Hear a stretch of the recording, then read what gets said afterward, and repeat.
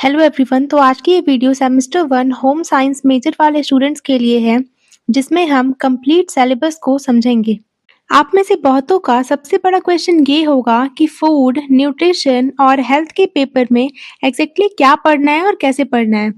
अगर आप सिलेबस देखकर थोड़ा कंफ्यूज्ड हो गए हैं, क्योंकि उसमें टेक्निकल टर्म्स जैसे carbohydrates, protein, vitamins, minerals, food pyramid लिखा है, तो टेंशन लेने की बिल्कुल ज़रूरत नहीं है। आज की वीडियो में मैं आपको पूरा सिलेबस डिटेल में समझाऊंगी, ताकि आपको क्लैरिटी मिले और आप स्मार्ट तरीके से अपनी तैयारी स्टार्ट कर सकें। ये वीडियो स्पेशली उन बच्चों के लिए है जो सेमेस्टर 1 में होम साइंस पढ़ रहे हैं और चाहते हैं कि उन्हें क्लियर रोड मैप मिल जाए कि एग्जाम में क्या इम्पोर्टेंट है और किस टॉपिक पर ज़्यादा फोकस करना चाहिए। तो वीडियो स्टार्ट करने से पहले मैं आपको बता दूं, इस चैनल के थ्रू आपको सारे इम्पोर्टेंट क्वेश्चंस कवर करा दिए जाएंगे। तो आइए विदाउट डिले वीडियो को स्टार्ट करते हैं। सबसे पहला यूनिट फूड, न्यूट्रिशन और हेल्थ के बेसिक कंसेप्ट से स्टार्ट होता है। यहाँ आपको फूड का मीनिंग और डेफिनेशन समझना है। यानी फूड सिर्फ पेट भरने के लिए नहीं होता, बल्कि बॉडी को एनर्जी और न्यूट्रिएंट्स देने का सोर्स होता है। न्यूट्रिशन का मतलब होता है बॉडी में न्यूट्रिएंट्स का प्रॉपर यूटिलाइजेशन, और हेल्थ का मतलब सिर्फ डिजीज का एब्सेंस नहीं, बल्कि फिजिकल, मेंटल और सोशल वेलबीइंग होता है। इस यूनिट में आपसे ये भी पूछा जा सकता है कि फूड का फंक्शन क्या है और फूड, न्यूट्रिशन और हेल्थ के बीच क्या रिलेशनशिप है। आपको ये समझना होगा कि अगर न्यूट्रिशन सही नहीं होगा तो हेल्थ ऑटोमेटिकली अफेक्ट होगी।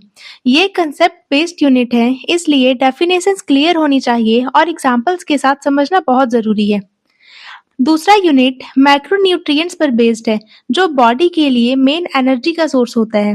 इसमें कार्बोहाइड्रेट, प्रोटीन और फैट का कंपोजिशन, क्लासिफिकेशन, फंक्शंस, सोर्सेस और डिफिशियंसी और एक्सेस के इफेक्ट डिटेल में पढ़ने हैं। कार्बोहाइड्रेट्स बॉडी का प्राइमरी एनर्जी सोर्स होते हैं। अगर कार्बोहाइड्रेट की कमी हो जाती है तो वीकनेस और फैटिग हो सकता है, और अगर एक्सेस हो जाए, मतलब बहुत ज़्यादा अगर कार्बोहाइड्रेट बॉडी में हो जाए, तो ओबेसिटी का रिस्क भी बढ़ सकता है, मतलब मोटापा बढ़ सकता है। प्रोटीन को बॉडी बिल्डिंग न्यूट्रिएंट माना जाता है, जो ग्रोथ और टिश्यू रिपेयर में हेल्प करता है। प्रोटीन डिफिशियंसी से क्वासिरकर या मैरस्मस जैसे डिजीज हो सकते हैं। फैट भी एनर्जी का कंसंट्रेटेड सोर्स होता है और बॉडी को इंसुलेशन और प्रोटेक्शन देता है, लेकिन एक्सेस फैट से हार्ट रिलेटेड प्रॉब्लम हो सकती है। इस यूनिट में daily requirement of carbohydrate, protein और फैट भी अलग अलग एज ग्रुप के अकॉर्डिंग पढ़नी होती है। एग्जाम में यहाँ से डिस्क्रिप्टिव क्वेश्चन या डिफिशियंसी डिजीजेस पर क्वेश्चन आ सकता है, इसलिए ये यूनिट भी बहुत इंपॉर्टेंट है। तीसरा यूनिट माइक्रो न्यूट्रिएंट्स पर बेस्ड है। विटामिन्स को वाटर सॉल्यूबल और फैट सॉल्यूबल कैटेगरी में डिवाइड किया जाता है। वाटर सॉल्यूबल विटामिन्स में विटामिन बी और सी आता है, जबकि फैट सॉल्यूबल विटामिन्स में विटामिन ए, डी, ई और के शामिल होते हैं। आपको इनका फंक्शन, सोर्सेस, डिफिशियंसी और एक्सेस इफेक्ट्स डिटेल में समझना होगा। मिनरल्स में स्पेशली आयरन, कैल्शियम और आयोडीन का इंपॉर्टेंस पढ़ना है। आयरन डिफिशियंसी से एनीमिया होता है, कैल्शियम बोन्स के लिए बहुत ज़्यादा इंपॉर्टेंट होते हैं और आयोडीन थायराइड ग्लैंड के लिए एसेंशियल है।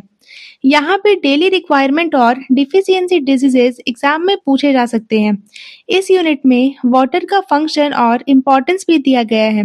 वाटर बॉडी टेम्परेचर रेगुलेट करता है, न्यूट्रिएंट्स ट्रांसपोर्ट करता है और वेस्ट रिमूवल में हेल्प करता है।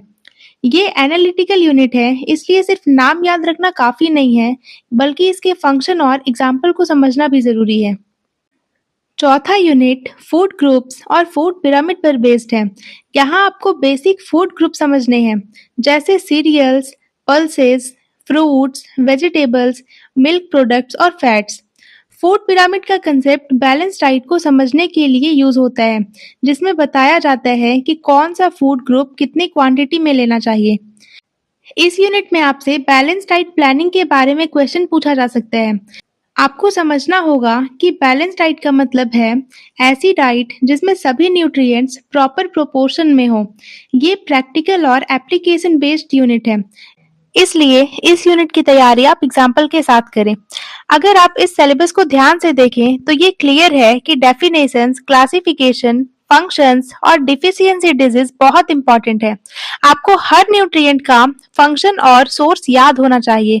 डेली रिक्वायरमेंट और एज ग्रुप बेस्ड डिफरेंस भी एग्जाम के लिए बहुत इंपॉर्टेंट हो जाते हैं। इसलिए कंसेप्ट क्लियर होना आपके लिए बहुत ज़्यादा ज़रूरी है। तो ये था आपका सेमेस्टर 1 होम साइंस का कंप्लीट फूड, न्यूट्रिशन और हेल्थ सिलेबस एनालिसिस।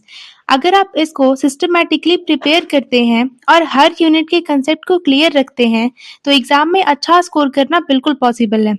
अगर आप चाहते हैं कि मैं इसके इम्पोर्टेंट क्वेश्चंस या शॉर्ट नोट्स लेकर आऊं, तो कमेंट में ज़रूर बताएं। वीडियो हेल्पफुल लगी हो तो लाइक, शेयर और सब्सक्राइब करना ना भूलें। मिलते हैं नेक्स्ट वीडियो में।